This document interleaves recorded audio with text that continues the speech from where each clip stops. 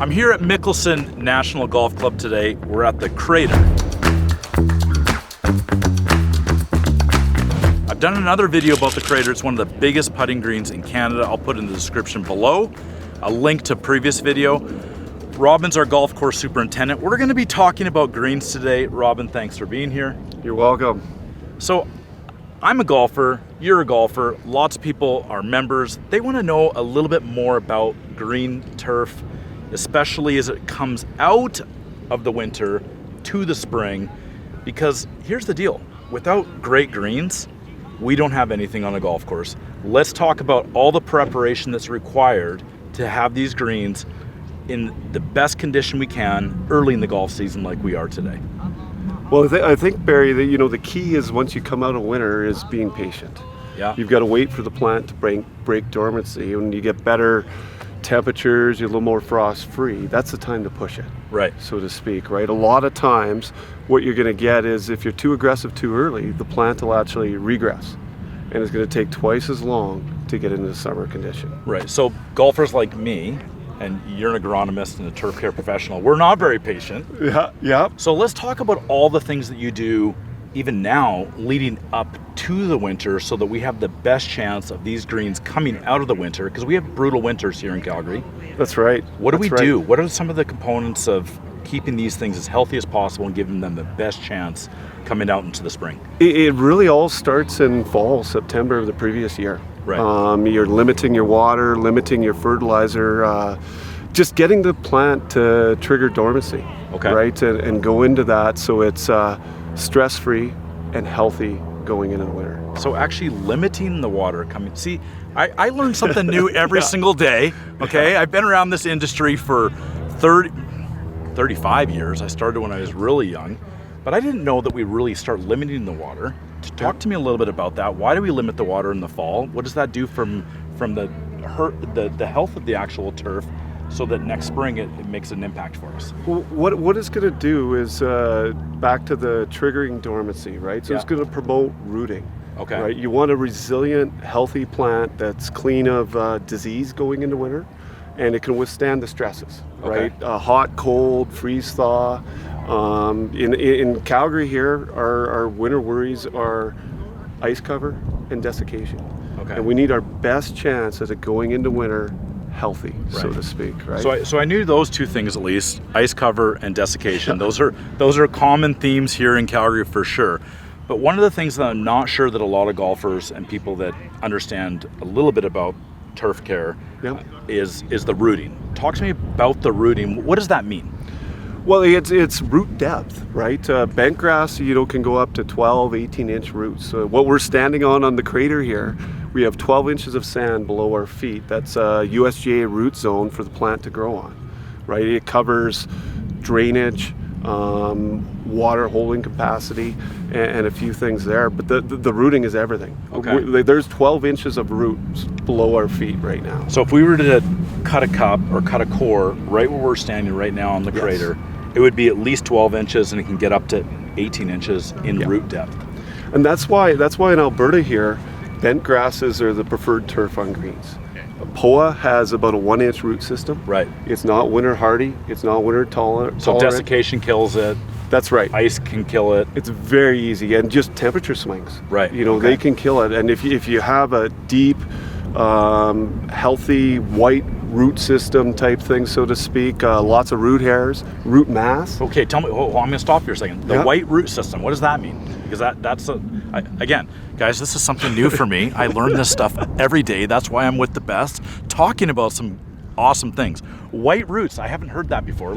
Tell me a little bit about that. Well, what I mean, white roots, it's all the color, right? It means there's lots of oxygen in the plant. Okay. Oxygen is everything, right?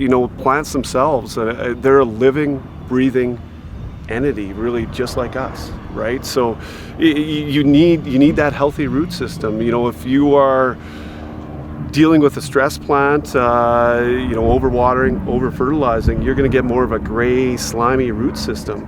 and now your roots aren't going down, so to speak, right? So would the white be more at the base of the root, like at the entire depth, and is it actually a physical color that you see? It's a physical color, very prominent. Yeah. You would see it. It would be the entire depth, right? It's when you get away from the white, you're getting less healthy. Right. No question, right? And it's something we monitor. We use probes and we monitor throughout the course of the season, right? Low-lying wet areas. Right. They can get what you would call anaerobic, right? Okay. Water's sitting there. Now those roots aren't white. You got black, smelly root zone. Roots aren't growing through, and they're gray, they're brown, they're slimy. That's a big red flag, Barry. Leave that with me for a second. I got to talk to the viewers. Yeah. Hey, just so you guys are aware, and this is important, Mickelson's top 20 golf course in the country. He's probably top 1 in the country. This is incredible insight, things that I learn every day when we talk, when we come out on the golf course. Super cool. Back to Robin. Let's talk more about the things that we do throughout the golf season so that we give our greens the best chance in early season like we are now to be impeccable, just like we are here on the Crater. Well, as soon as we're getting warmer temperatures and the grass is actively growing, that's the time to provide input, so to speak. We can be more aggressive and push the summer conditions, so to speak. That's where we're starting to apply fertilizer, water a little heavier, gaining some turf density, and just resiliency, so to speak, right? We're trying to get it to grow in, thicken up in certain areas, once we're fairly frost-free. Really, that's the timing is everything, right? And it's back to the turf. Any turf, whether it's the green, anywhere on the golf course, it tells us what to do, right? And one of the interesting things that you just said, and I know this, but frost. And in Calgary, we don't get frost-free sometimes until mid-May. That's right. Right? Depending on how deep the frost goes. Yeah. So, really interesting stuff. I love what you're sharing about green turf. And one of the things I want people to understand is that green turf is different everywhere. We're talking about Calgary, Canada. Other regions in Canada would be somewhat similar for sure. Yep, that's right. Toronto would be different. Vancouver, BC would be quite a bit different. We're here in Calgary, Alberta, and one of the more difficult places to come out of the winter because of desiccation, because of ice and the fluctuations in temperature, which is something that we monitor all the time. One more question for you before I let you go. You said as we get into the spring, you're looking at inputs to the health of the turf. What do you mean by the inputs? We've already talked a bit about fertilizer, water. I mean, we will get a little more aggressive as we move on. But, on our greens, you want an upright plant. You want it vertical, and that's going to be quicker, smoother for putting, right? So we get into things like verticutting, right? We're grooming the green, and any grass that's really lying down, we're chopping off, standing up. Now we're applying a light top dressing, a little layer of sand, right? Yeah. That's going to firm up the greens. It's going to fill in some of the weak areas. And again, that vertical plant is really important type thing, right? So is this, from an input perspective, is it a visual thing? Is there a scientific approach to it? Is it a combination? Like, what are you actually looking for? And how do you decide whether you want to add more, fertilizer, chemicals, or, top dress? What does that look like? It's all of the above. Barry, okay, all right. You're combining science, agronomy, with the visual, so to speak, right? Color of the turf. Yeah. Right. You get turf on this green here that is a little more of a pale limey green. That's telling me it's starving for food. Food is fertilizer, so to speak, right? Okay. And that's one of the key indicators, right? You're looking at turf density. You're looking at the root zone. On the golf course here, we soil test every year, right? Your water and your soil, you combine them too. Your water, you're kind of dictated by your water source, right? But your inputs of fertilizer are catered to your soil type and the water you're putting on to have available nutrients for the plant to grow, and again, tie it all into plant health, right? That plant health is going to allow it to resist, weeds, stresses, whether they're winter, summer.